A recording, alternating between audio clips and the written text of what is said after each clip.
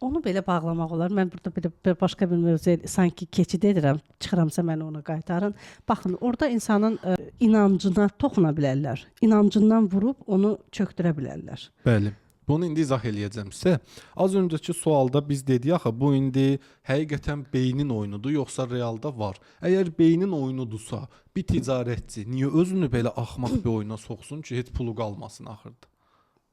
Heç kim istəməz axı o belə bir duruma düşsün. Və bunu da yaradan sənin beynin olanmaz. Mənim öz beynimdir də, özüm iflas eləyirəmsə. Və beynim heç vaxt belə bir şey eləməz axı. Şuurlu eləməz. Şuurlu eləməz. Okay. İndi baxırıq ki, bəzən elə olur ki, onun ağlına gəlməyəcək şeylər də olur. Misal, qədim zamanlarda insanlar bildiyiniz kimi evlilik zamanı bəzi şəxslərə digər partnyor, oğlanla qız evlənir, deyək bu oğlanı ayrı istəyən bir qız var və buna magiya elətdirirdilər, cadu eləyirdilər və həmin vaxtı bu oğlanda deyirdilər, bağlanma eləyiblər. Bu oğlan bu qızla fiziksel, cinsel və ya sevgi münasibətinə girə bilmirdi. Həqiqətən olub bunlar, realdır, faktlarla. Və burada araşdırırdılar ki, məsələn, onu getsələr mənim yanıma, şuur altı seans eləyib düzəldəcəm təbii ki. Şuur altında blokaj yaranıb. Amma bu şuur altı blokaj bunda durduq yerə niyə yaransın? Bir də ki, görmədiyi bir şeydir də bu. Məsələn, cadudur, sehirdir. Yəni kənd yerində yaşayan biri, heç nə bilməyən biri bunu hardan öyrəndi, hardan bildi? Necə bilsin? İndi baxın, əgər bu beynimizin oyunu olsaydı, aydındır, beynimizin oyunu olsaydı biz bunu şuurlu qoymazdıq olsun. Biz bilsən ara fokuslanırıq. Biz deyirik ki, bu şuur altı travmadır və ya şuur altı blokajdır. Bəs bu şuur altı blokaj necə girdi bunun beyninə? Niyə indi girdi? Niyə indi girdi?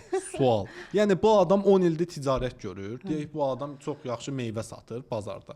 Bu birdən-birə iflasa getdi. Hər şey qaydasında olanda. Bu adam ticarəti bilir, eyni adamdır, eyni yerdədir, pulu daha artmışdı. Birdən-birə bu niyə belə blokaj yaransın ki şuur altında? Onun ilə beyninə hansısa bilgi gəlir. Həmin enerji tıxanır. Bu enerji tıxandığı anda bu adam hiss eləyir ki, boğulur. Bir də bunun indi elmin izah edə bilmədiyi nüansları deyim.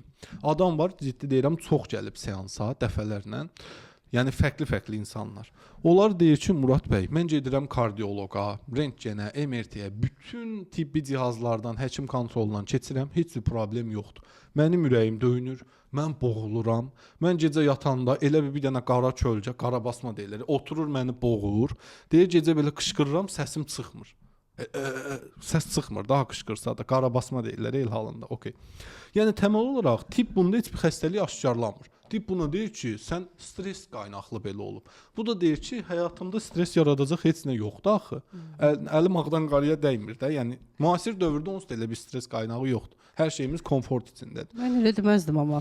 Telefon elə Instagrama baxmaq bəziləri üçün stres qaynağıdır. Başa düşdüm, o olur. Yəni adamda tibbi, fiziksel olaraq problem yoxdur. Tibbi olaraq bəli, yoxdur, göstərici yox. Yəni kanser yox, təzyiq yox, bəli, şəkər bəli, yox, bəli, heç nə yoxdur. bəli. Amma bu adam ağırlıq içindədir. Yəni o qədər ağrıdır ki, deyir sümüklərim ağrıyır. Elə bir deyir kimsə oturub bax bu çiyinlərimdə mənə belə basır. Belə deyənlər olur. Onda buna deyirik ki, bir sehr olub, cadu olub. Aha. Əməl dillər, əməl el olub. dilində də, məişət dilində buna deyirlər ki, bala sənə əməl olunub. Aydın sən kimsə əməl eləyib. Bəlkə nəsə olub, xəbərin yoxdur. Aysa, bəlkə də kimsə eləyib, xəbərin yoxdur.